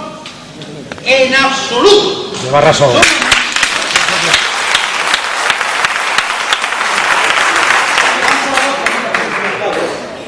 Y esto comienza desde el convenio colectivo. Pero si no hay convicción de por qué, yo mismo pongo la propuesta de crear una banca y me sale la prensa diciendo: Anguita lo que quiere es cargarse el mercado. Y mi camarada acepta, porque no saben lo que hay. Yo quiero camaradas informados, que sepan. A partir de ahí que tienen valor para enfrentarse. Si no, se fían de sus líderes. Y sus líderes les pueden fallar, muchas veces fallan. Por eso no he tocado, pero ahora me voy a hablar. Primero, para empezar, la banca, se crea una banca pública, con los instrumentos que acabo de decir, mientras se le mete mano a los bancos. Pero esto supone saber que se enfrenta uno a la Unión Europea, al Tratado de Maastricht y a los que lo apoyaron, entre ellos UGT y Comisión. Vaya por Dios, yo siempre me quejo de esto. Ya está. Bueno, eso para empezar. En segundo lugar, el acceso a los créditos, la creación de viviendas. Viviendas que no sirvan o que estén desocupadas se alquilan por decreto. Sí, en Madrid, miles de viviendas con respeto a la propiedad. Pero dice la Constitución que toda la riqueza del país está subordinada al interés general, aplicando la Constitución. Pisos se alquilan o alquilo yo. Estas son medidas muy duras. Significa dirigirse a la población y decirle: a lo mejor vamos a estar sin ciertos productos que van a venir de fuera que nos cuestan dinero. Habrá que buscar otra manera. Pero para hacer falta una población que sepa de por qué. Por eso insisto yo tanto en la enseñanza. Si no dirán: este tío es un dictador. En Venezuela se están tomando decisiones, y Venezuela, lo tengo que decir, es el país más democrático, incluido Estados Unidos, por supuesto, que hay hoy en el planeta Tierra. Lo que pasa es que la gente sabe de qué va. Y la derecha sale a la calle y se enfrenta. Por eso insisto tanto en la enseñanza. Medidas hay, medidas energéticas. Se acabaron los trasvases. Aquí no se pone un puñetero ladrillo en sitios donde no hay agua. Porque no se pone. No se puede poner. Aquí hay que coger, que dice de tantas horas semanales, la jornada de 35 horas. Lo cual significa un debate con los sindicatos acerca del salario directo, el salario indirecto y el salario diferido. Y la igualdad del hombre y la mujer es que es la igualdad del hombre y la mujer. Claro. Y esto significa enfrentarte, por ejemplo, los que están pidiendo subvenciones. No. ¿Por qué las cooperativas? ¿Por qué no se crean cooperativas? Estamos en una época de insolidaridad. ¿Cómo nos vamos a enfrentar al Corte Inglés o al Carrefour o a lo yo que sé, a lo que hay? Nos enfrentaremos cuando los pequeños se unan, trabajen mejor, más barato y lo hunden. Pero ¿cómo vamos a acabar con esto? ¿Por qué vamos a llevar a un guardia civil detrás para acabar con cómo? Son medidas que implican algunos sacrificios por parte de la población que, si ella no lo sabe, se va a volcar contra nosotros. Por eso insisto en explicar lo que vale un peine, por ejemplo. Lo que no podemos aquí es estar derrochando agua. Estoy hablando de cómo se han desecado, en concreto ahí las tablas de Daimiel, de tanto enchufar y sacar agua. Es que hay un problema, que el agua se acaba. Entonces tenemos que cuestionar si lo colectivo es más importante. Hay que primar el tren, y se ponen trenes. Y hay que primar el transporte público, y si los coches privados no pasan, los coches públicos privados no pasan. Porque estamos acabando con la vida en las ciudades. Es que esto es muy duro, pero es que obviamente es de razón.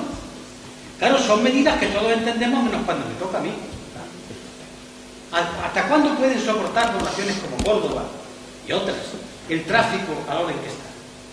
¿Cuánto tarda un trabajador en ir de una punta a otra de Madrid? 2 horas. De ida y 2 horas de vuelta. No sé si la empresa le paga el transporte. Esto lo he visto yo he vivido 13 años en la calle. Y sé lo que tardan los trabajadores. Esto es vida, el nivel de contaminación. Entonces hay que reivindicar otro tipo de vida, pero otro tipo de vida es crear seres libres que se desprendan de las ataduras del consumo. ¿Para qué se compran tantas cosas en las rebajas? Que lo he visto yo. Yo que me gusta observarlo todo. Hay señoras y señores que compran cosas y las tiran al rato. El afán ese de comprar muy poco del sistema capitalista. ¿Qué es eso? Párate. ¿Qué es eso? Eso de comprar tantas cosas, ¿para qué sirve? No hay otras medidas de enfocar tu energía a aprender cosas y aprender es bonito. Esto es también izquierda. Por eso yo, Juan, te repito, los programas de Izquierda Unida, que se han hecho bastante sensatos, hincaban en estos puntos.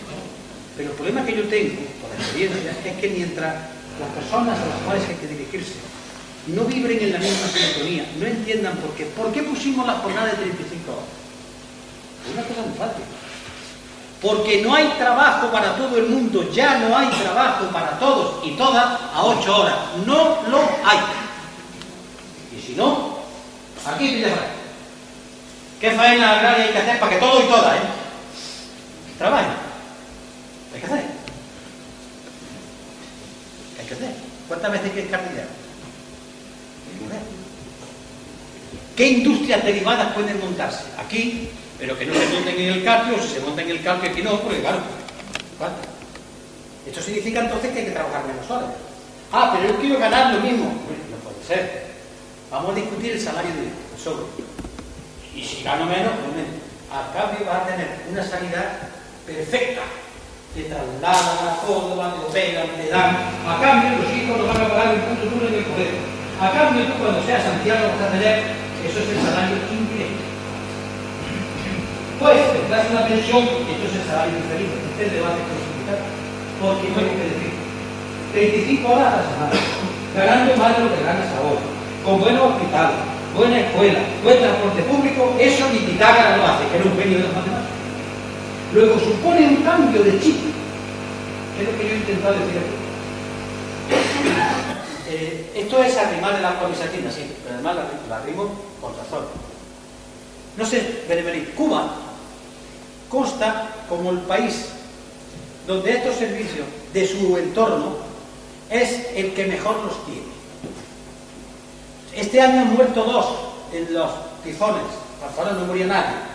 Además, bien, ¿a costa de qué? A costa de que la población que tiene problemas, que está pasando mal, que también es verdad, ha aprendido algo. Ha aprendido a priorizar qué es lo más importante. La salud, la educación, comer todos los días y después, poquito a poco. Eso es muy importante. Y si después ya tenemos, yo que sé, televisor en color, la leche.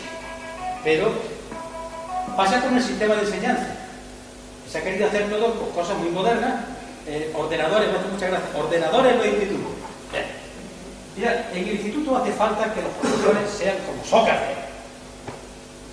Y si además de Sócrates le da un ordenador, la leche. Pero los ordenadores sin Sócrates de profesor no sirven. Y sin unos padres que a sus niños le digan, niños, que hay que estudiar, punto, y eso no se discute. Que no se discute, niños. Así. Esto suena autoritario. Esto suena a una realidad en la que estamos. Porque estudiar es una cosa muy importante. Y el profesor que debe trabajar, evidentemente. Pero ya me agradecería a mis compañeros los profesores que los niños supieran que tienen que estudiar. Artículo primero. Además, no se discute ni se aprueba en la asamblea. Es que es así. Casi ley de Dios. Esto es un sentido de autodisciplina. El concepto de austeridad en la sociedad. Yo no he querido hacerme un fondo de pensión. Y no creéis que mi pensión de profesor está bien. Mucho menos. ¿Y por qué no quise hacer el fondo de pensiones? Porque en el fondo sentía que estaba colaborando con el sistema. No lo he hecho. Ni lo hago. Y si tengo mañana que ponerme a atracar un banco porque tengo que comer, voy y lo atraco. Dile Dios que sí. La punta de la mano. Y si puedo ir con otro, colectivamente, ya no es un atraco, es una revolución. Esa es la importancia, porque el atraco ya, cuando son la mayoría, esa es la revolución. Bueno, entonces, programa lo hay. El problema es, cuando yo he comprobado cómo los programas, Gaspar de Mazares dijo el otro día, racionalizar la banca, pues llega a ser, yo soy más partidario de crear un banco público y explicar el cómo. Si el Estado español crea un banco público, voy a contar un truquito. ¿No dicen ustedes que estamos en el mercado libre? Pues yo voy a prestar más barato que el Banco de Bilbao Vizcaya y que el Banco Santander. ¿Por qué? Porque me da la gana. No es un mercado libre. Ahora bien, yo quiero que la gente a la cual yo le preste, devuelva. No diga, es que esto del Estado, es otra cosita que tenemos aquí, es que esto del Estado, ¿estás tú? Claro. Entonces le hago la competencia a la banca privada, me la cargo, así, no nacionalizarla, porque suena muy mal, me la voy cargando poco a poco, y así voy creando conciencia. Esta de la banca para mí es una medida clara. Han ido a socorrer a los bancos porque creaban un problema económico y social grave. Pero en vez de empujar a continuación a los banqueros, pues los han ido de rositas. Pero para eso hay que tener un sistema judicial. El sistema judicial español es una auténtica indecencia, y salvo a muchos no. Pero es un sindicato de indecentes, corporativos, que interpretan las leyes como les sale de allí. Claro, todas las medidas que tú pongas, que son racionales, que ellos la están diciendo que había que hacerlas, que la economía sea dirigida por los gobiernos, pues claro, pero ¿quién viene diciendo aquí tantos años que la economía tiene que ser orientada por los gobiernos? Nosotros. ¿Y qué nos han dicho los queridos compañeros del otro partido de la izquierda? Somos la derecha, somos la izquierda moderna. ¿Qué nos han dicho los periódicos? ¿Qué nos han dicho mucha gente nuestra? Luego el problema nuestro es ganarnos a nuestra gente con esto y que a continuación vienen las medidas. Pero lleva razón, hay que hacer un programa. Yo otro día que venga explicaré el programa, como tantas veces lo he explicado, pero lo que a uno le gusta es que cuando explica algo, que aquello pueda servir para que todos corrijamos lo que se ha dicho, pero creemos una nueva realidad. Muchas de las medidas que Izquierda Unida propuso hace años se han aplicado después. Lo de la mili, ¿quién fue la primera fuerza política que propuso la mili, el servicio militar no obligatorio? Izquierda Unida. ¿Quién empezó aquí a mover el tema de los abortos? Izquierda Unida. ¿Quién planteó aquí tantas cuestiones de política exterior? Izquierda Unida. El tema del Sáhara, el tema de la reducción de la jornada laboral y el tema de los autónomos. Los autónomos tienen ya, gracias a Izquierda Unida, incluso que el Congreso, pero se ha olvidado. Bien, programas, muchas luchas. Ese compañero nuestro llamado Salvador Llobet, que luchó por el olivar español y por el olivar andaluz, ya lo tienen olvidado. Cuando fue el diputado que estuvo peleando por la oliva más que ninguno, allí arrumbado, nuestro. Y fue el dirigente del área económica de Izquierda Unida que tuvo en su momento 97 economistas de toda España, me sé sus nombres, haciendo programas. Pues este Salvador Llobet, cada vez que lo veo, se sube por las paredes. Esto ya lo dije yo, efectivamente, está todo escrito. Ya lo dije yo. Ya lo digo, O cuando Solchaga, que se tomaba aquí. No, España es un país para hacer negocios. No lo entiendo. Ahí tenéis ya los negocios. El tipo de negocios. Perdona, Juan, pero quiero decirte que sí que hay programas. Yo he preferido orientar eso. Sí, luego que vayamos, que queda gente. Yo también voy a contar. Bueno, en primer lugar, saludarte porque hace tiempo que no nos vemos. En segundo lugar, decirte que estoy de acuerdo contigo casi en el 100%, pero en tercer lugar tengo que decirte que lo mismo que estoy de acuerdo contigo,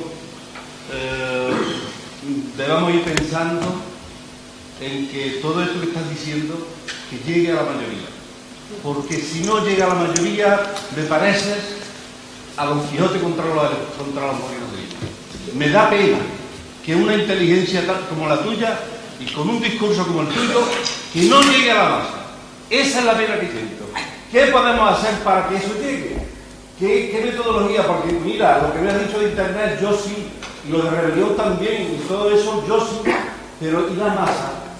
¿Llega eso? No llega. ¿Cómo podemos llegar a la masa? ¿Cómo podemos decirle todo esto de esta manera tan pedagógica que tú lo haces, que le llegue a la masa? ¿Por qué es que no le llega? Estamos en un mundo, como tú bien sabes, que los medios de comunicación los tienen, que los tiene la banca y los tiene, pues eso, que es lo que va a ver lo que dice la tele. A un viejo le dice, es que lo ha dicho la tele. Eso es Dios. ¿Cómo podemos influir, cómo podemos cambiar la dinámica? La imaginación al poder. Vamos a echar la imaginación. ¿Tú qué tienes sobre eso? ¿Tienes alguna propuesta para que eso sea posible? Porque es que yo le doy 100.000 vueltas y no encuentro. Y yo creo que esa es la solución. Que eso que tú dices le llegue a la gente. Ya está. Eso es la madre del poder. Claro. Pero tiene muchas respuestas. No pasa nada. Primero está la forma de hablar. Yo si alguien que, a pesar de ciertas cosas que estoy votando, yo le digo, joder, soy muy duro, nunca. Pero claro, es que ya estoy harto de la llamada buena gente. La buena gente es la que tiene jodida al mundo. La que se calla cuando se invade Irak. La que dice, yo no quiero saber nada, yo quiero estar en mi casa. Ojo, son peligrosísimos. Es esa mayoría silenciosa que es la que tiene jodido al mundo. Y por tanto, con ella hay que ser dura. Hay que ser respetuoso, pero ni cuando me dice, no, es que yo he votado tantas veces y sí, ¿ha vuelto a votar? Yo digo, jódete. O cuando se le dice, tienes que luchar. Yo, no, yo me pongo en primera fila con vosotros a luchar, pero si vosotros no lucháis, estáis en el paro, joderos. La izquierda también tiene que meter el dedo. Y aquí hay un problema nuestro. No le diga, que hay que decírselo, leche. Y estoy hablando, por ejemplo, de la expresión de un largo caballero. Cuando en un cartel que vi en la sede de la UGT de Cartagena hace años, una frase de largo caballero que llamaba Rey en español, un dirigente de izquierda de la UGT. A los trabajadores hay que decirles la verdad, aunque no les guste. Yo he hecho eso. Me han dicho que reñía a la gente. Yo no reñía en mi vida a nadie. He dicho a la gente lo que no le gustaba, yo estoy aquí para eso. Igual que ellos a mí. El error que hemos comido como dirigentes es decir que a la gente hay que decirle lo que le gusta. Y una leche. A la gente hay que decirle lo que uno cree, con mucho respeto, si le gusta como si no le gusta. Ese es el lenguaje revolucionario. Si no, vamos a ver, también puedo hablarte de unos cuantos discursos de Lenin diciendo a la gente dónde vaya. ¿Por qué? Esto para empezar de nuestras maneras. En segundo lugar, yo que no tengo método. Yo estoy harto de estar por ahí, que estas conferencias puedan servir para que se organice la gente y vayan divulgando.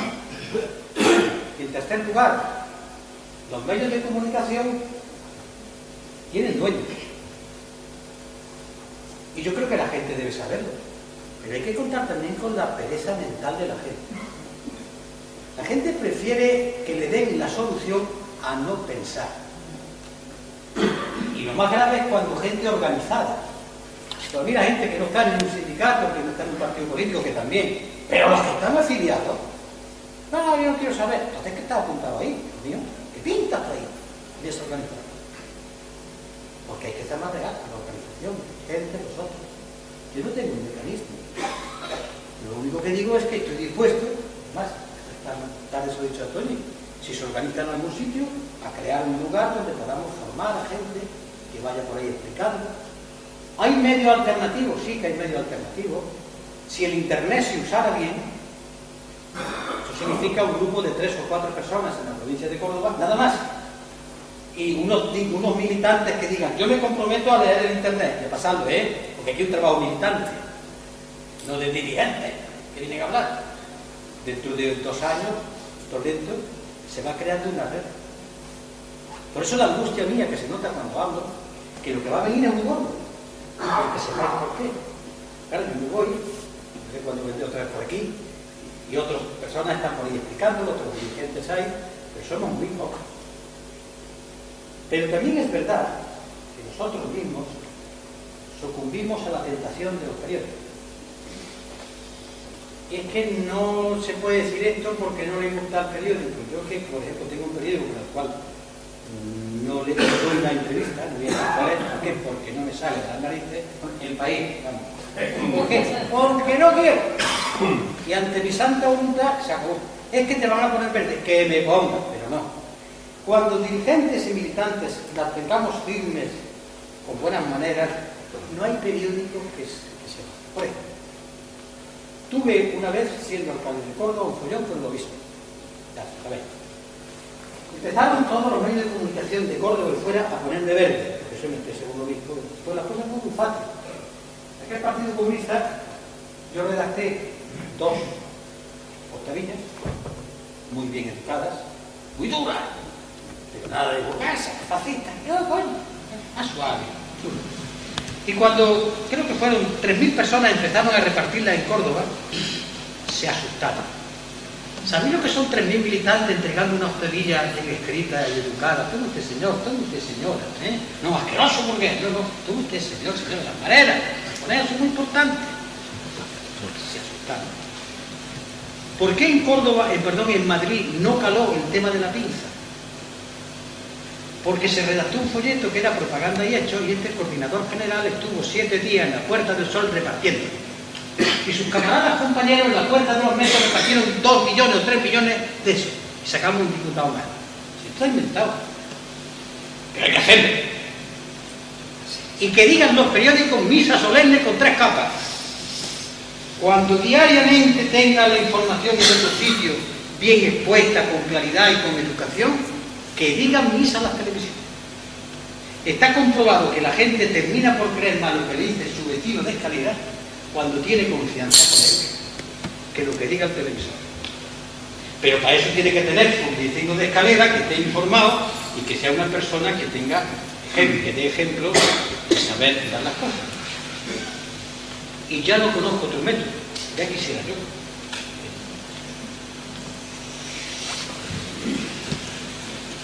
¿Ya? Pues gracias a que no creáis que termino de hablar. Se cree que el hablar lo cansa. Y voy a contar un secreto porque ya te termino.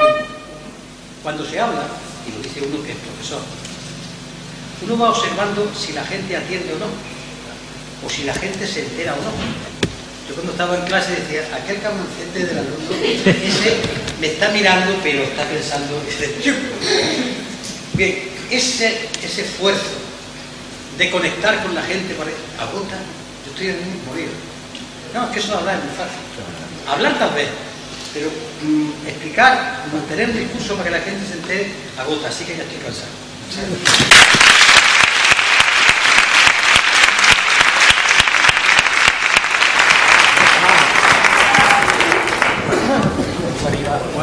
Mirad, compañeros y compañeras, los que habéis venido del resto de pueblos de la comarca.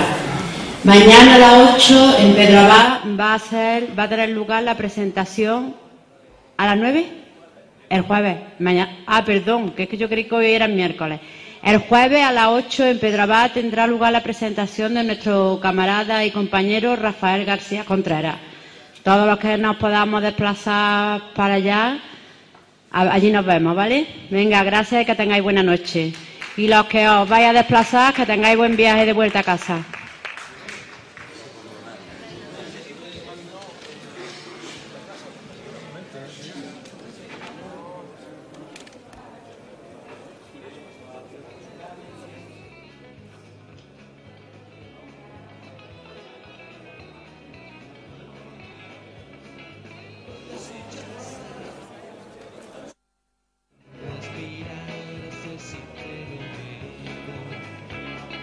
Yo me siento bien así, porque de cambiar las palabras no siempre son bien.